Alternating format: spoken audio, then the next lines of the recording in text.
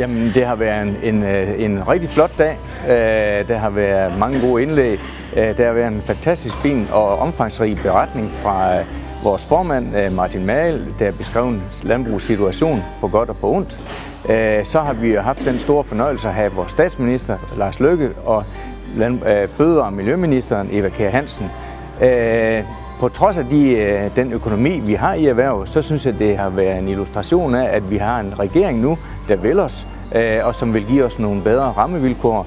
Det har været rigtig dejligt at opleve det, og det er noget af det, som får mig til at tro på en god fremtid for landbruget.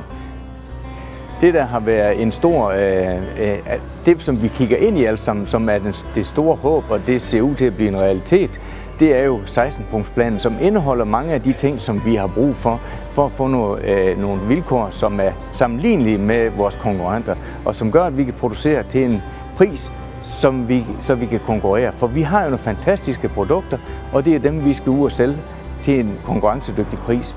Det er, at vi får en lovning på, at det bliver gennemført. Jeg håber, det bliver med bredt forlig i Folketinget, og jeg håber, at vi på den måde kigger ind i en mere solid fremtid, og en fremtid, hvor vi ikke har nogen zigzag-lovgivning, men en længerevarende periode, som vil være god for dansk landbrug.